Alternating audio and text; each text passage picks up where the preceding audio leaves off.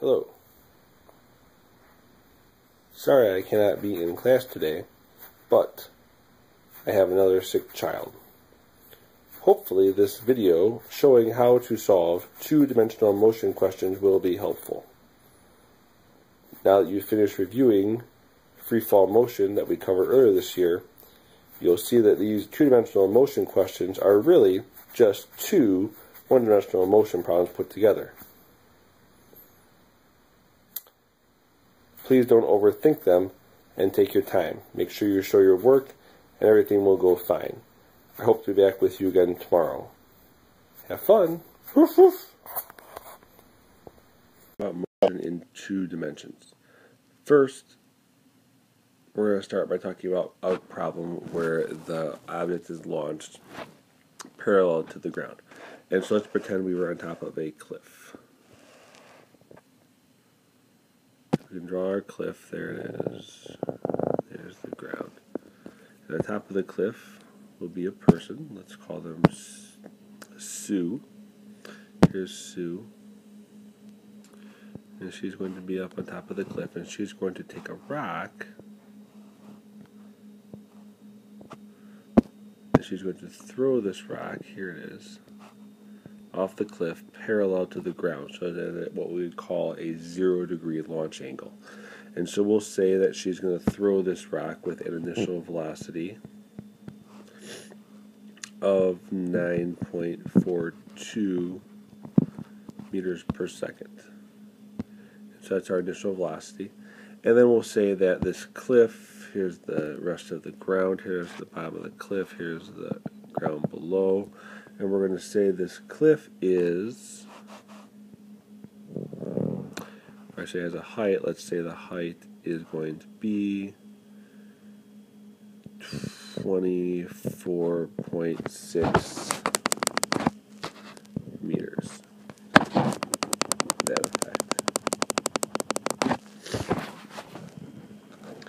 Okay, and our goal then would be to determine how far this ball traveled horizontally. Okay, so Sue's up on the cliff throwing the rock with a speed of 9.42 meters per second from a cliff that's 24.6 meters high, and we want to know how far this rock is going to travel horizontally.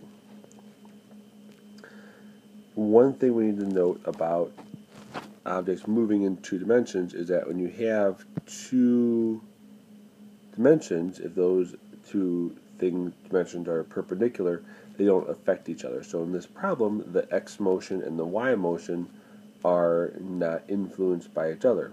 We saw this in our lab that the horizontal motion has no acceleration, but the vertical motion does.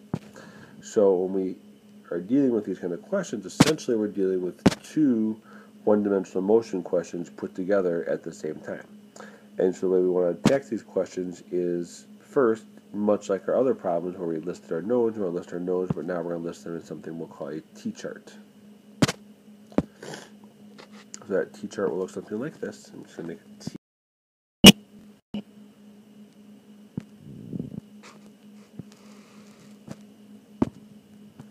I'll make one side of this my x direction, one side of this my y direction. And the variables I will generally list in here would be my initial velocity. In the x direction, since there is no acceleration, I would just write Vx. In the y direction, I might write Vi, comma y. Because in the y direction, there is an acceleration, so it's going to change. Speaking of which, I would then possibly write Ax. X direction would be 0 meters per second squared. The y direction would be negative 9.81 meters per second squared. In the x displacement and the y displacement in this problem, we already know that because we know the height of the cliff, and so since the cliff we said was 24.6 meters tall, the rocket is going to travel negative 24.6 meters in the y direction. Now, even though these two directions are independent because they're perpendicular to each other, they have one variable that's going to link them together. That would be the time.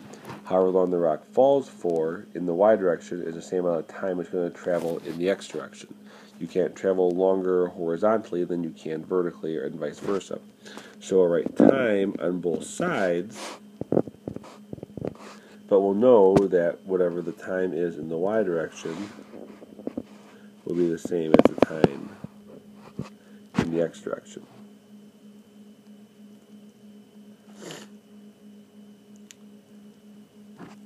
And so now we can try and solve for something, because we also know, since this rock is thrown horizontally, as shown in the picture, that the initial y velocity is going to be 0. It would be essentially the same thing as if we were just to drop this rock into the y direction. Just because we're throwing it horizontally doesn't change what's happening in the y direction. And so we can put a 0 for VIY, and now we can solve for the time it takes the rock to fall in the y direction, take that number, put it over here in the x direction, and then keep solving. We also know already the Vx we can put in our t-chart, and that would be our 9.42 meters per second. And so in the y direction, I know the initial velocity, I know the acceleration, I know the displacement, and to solve for time, so if I look at my toolbox, I can see I'm going to want to use the Dozier equation.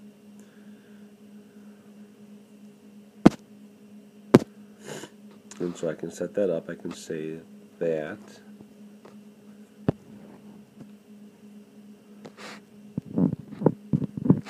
dy equals VIYT plus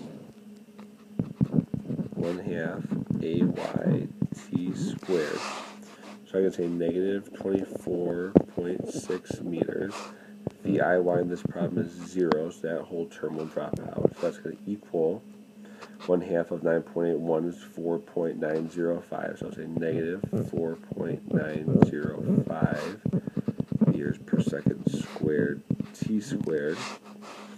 So negative 24.6 meters divided by negative 4.905 meters per second squared. Negatives cancel out. Square rooted will equal the time. So I have 24.6 divided by 4.905. 24.6 divided by 4.905. And we can square root of 5.01. We're going to get approximately 2.24 for the time. Time to fall is going to be 2.24 seconds, which should be the same time in the x direction for the rock to travel horizontally.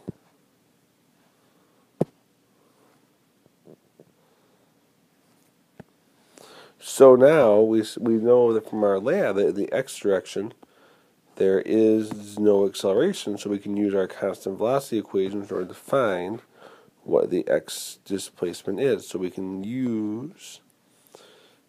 say that dx equals vx times t. So that's going to equal 9.42 meters per second times our 2.24 seconds, and so dx is going to equal 9.42 times 2.24. That's going to be 21.1 meters. And so horizontally in this problem, the rock travels 21.1 meters.